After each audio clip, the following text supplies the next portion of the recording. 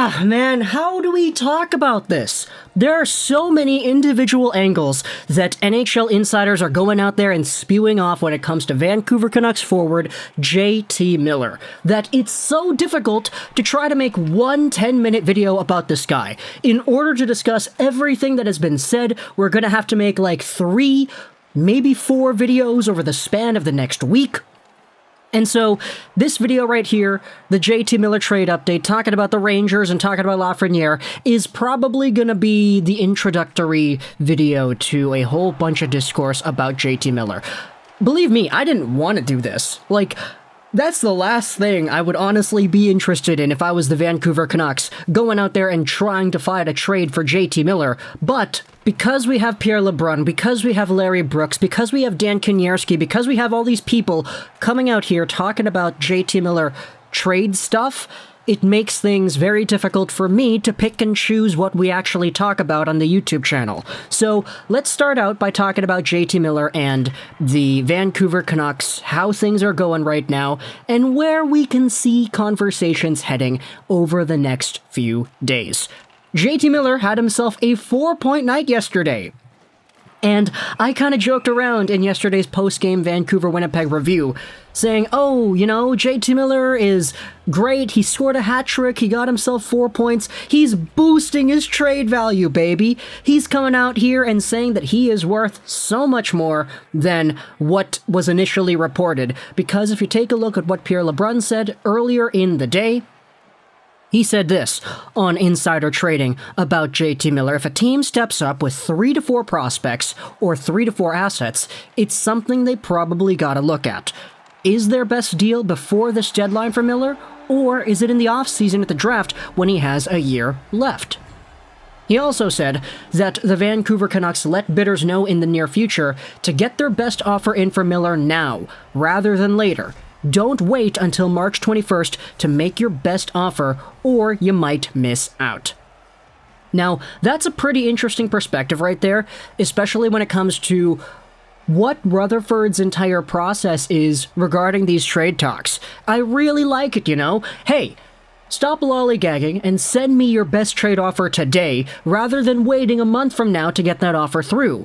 Why do the Canucks want to get things done quickly? Because they don't want to run out of time. Hey, guess what, Vancouver? This is how you not run out of time. You make things on your priority list earlier on in the year. You don't wait until the last second to try to get that negotiation done, try to get that contract signed, try to get that trade made, and then utterly fail at your job and let the media know a few days later, oh, we ran out of time. Yeah, totally not throwing shade at Jim Benning and Tyler Toffoli. That's totally what I'm doing right here. But still, very refreshing to see Rutherford and his process towards making these negotiations go down. Imagine that, eh? Not running out of time because you start things early? Who would have thought?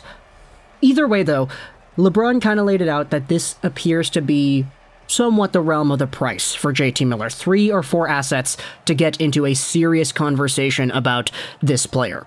We also had other players in the NHL media sphere, like Dan Kaniewski, come out here. He writes for Pittsburgh Hockey Now. He said something similar on Twitter the other day, so we're gonna go ahead and put this on the screen right here. I can't recall at the top of my head what it is, but nevertheless, the price for JT Miller is pretty big.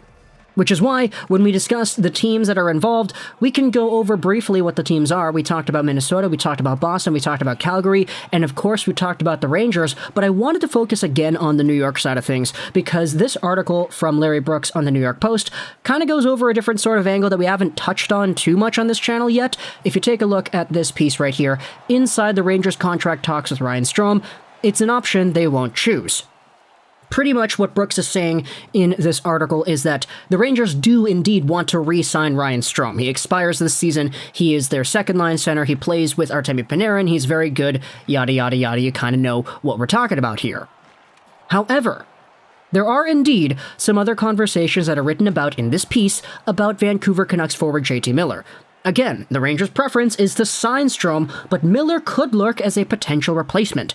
We are told here at the New York Post that Vancouver GM Jim Rutherford's asking price for the one-time Ranger is astronomical at this point, but the ask is surely to drop as the deadline approaches if the Vancouver Canucks, 5 points out of a playoff spot with 5 teams to pass while at a games played disadvantage, entirely drop out of the race. Now, I'll pause right here because this article was actually published yesterday before the Winnipeg game. And so when this quote went around saying, oh, the price for Miller could drop as the days go by, a lot of Canucks fans were kind of memeing after the Jets game. Oh, look at that, eh? Miller saw these trade rumors. He read this article. Oh, the price is going to drop. I'm sorry, baby. I'm going to go out there and I'm going to score a hat trick and an assist. 4-point game right here. Talk about the asking price dropping, buddy. Okay, yeah, I'm kind of memeing here. Is Miller a replica of Strome? Not even close, but with another year remaining on his deal at $5.25 million cap hit, Miller could play right wing with either Zibanejad or Strome down to stretch this season, before sliding into the middle next year if the need arises. I'm gonna go out there on a limb and say that Miller is a lot better than Brooks is kind of giving credit to. I know Strome has been good, but Miller's not a slouch either. Perhaps the Rangers, whose interest in Miller has been previously reported in the space, could get the Canucks to eat 50% of the contract for a sweeter return. That would allow the team to have Miller with Strome next season if number 16 does sign an extension. Okay, interesting proposal there, but that's just all it is, a proposal. So can I be the only one to wonder whether the Canucks will make a serious offseason run at acquiring Alexis Lafreniere now that they have hired his former agent, Émilie Castonguay, as assistant GM? Lafreniere is going to have to move to the right wing in order to get top 6 minutes in New York. If there is doubt that he can handle the move, which has been in question before, him playing on the right side has not really been the best over the past few years, the Rangers are going to have to consider their options. Even now, with a temporary right side vacancy on the Zibanejad-Kreider connection, head coach Gerard Gallant is opting to fill the void with Julien Gauthier rather than Alexis Lafreniere. And so, this article popped itself up yesterday, as we said, and it kind of got a lot of Canucks fans memeing, okay, Miller Lafreniere, let's go. But hold your horses right here, because Larry Brooks writes further, yes, you think about an Elias Pettersson or a Bo Horvat coming back in a mega deal to fill that spot in the middle behind Zibanejad.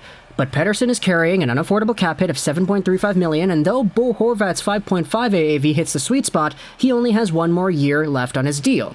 Still, I would be surprised if Vancouver does not ask about Lafreniere. Now, I'll say this right here. If you're trading to me Alexis Lafreniere and I'm giving you Bo Horvat, I honestly take that 6 times out of 10. Like, that's just me. I like Alexis Lafreniere a lot. I like Bo Horvat a lot too. But a lot of Canucks fans gotta kind of get your heads out of your behinds, because this article is not proposing Miller for Lafreniere 1-for-1. It's saying if you're gonna talk about Lafreniere, you're talking about Pettersson, which a lot of Canucks fans would probably be hesitant to do, and you're talking about Bo Horvat as well, which is a good player, but I think a lot of Canucks fans kind of feel like, okay, even just between Horvat and Miller, like, I understand that there are leadership quality aspects that Bo Horvat has that Miller does not, you know, face of the team, captain and all that, but like, let's be real. Let's be very, very real, Canucks fans. The fact that you can even make an argument that JT Miller is more valuable to this team than Bo Horvat is, and you can make that argument, makes this entire conversation to me a little bit more easier to process. Okay, if it's Miller for Lafreniere, I think about it because, of course, Miller has a year left. Miller is an expiring asset. We don't know if he's going to want to stick around in Vancouver, even though his family likes it here. If you're talking to me about Alexis Lafreniere, I kind of think about that for a very long time. And the same thing could be said about Bo Horvat, even though Bo, as I said, has a lot of other qualities to his personality and his game and his on-ice leadership that Miller just does not have. So while Pettersson for Lafreniere might not be something that Canucks fans would want to do because they believe in Pettersson, and while it might not be something that Rangers fans would want to do because, hey, $7-point-something million, that's a lot of money, if you start talking to me about Lafreniere for Horvat or Lafreniere for Miller, I kind of think about it and I start to say, I'm going to write that on the back of my hand. And I don't know if there are a lot of Canucks fans that are going to disagree with me there. So, talk to me in the comments what do you think about the idea of JT Miller going over to the Rangers once again, and Lafreniere maybe being a potential trade target now that his former agent, Émilie Castonguay, is a part of the Canucks and their organization in an assistant GM role. Is it something that you want to think about? Like, come on, we kind of memed around the bush and kind of highlighted this as a potential joke of a return, right? We saw a lot of Canucks fans on the subreddit a few weeks ago when this was initially leaked that said, okay, maybe Lafreniere for Miller? Like, I don't really know. And a lot of Rangers fans were kind of crapping on the Canucks fans who said this. And now it's written about here in the New York Post, and Larry Brooks is like, yeah, I would be very surprised if the Canucks did not ask about Lafreniere. So talk to me in the comments, what do you think about this entire idea? I hope you enjoyed this Virtual Trolls 9, and I can't wait to see everybody get pissed off at me in the comments. And Bye.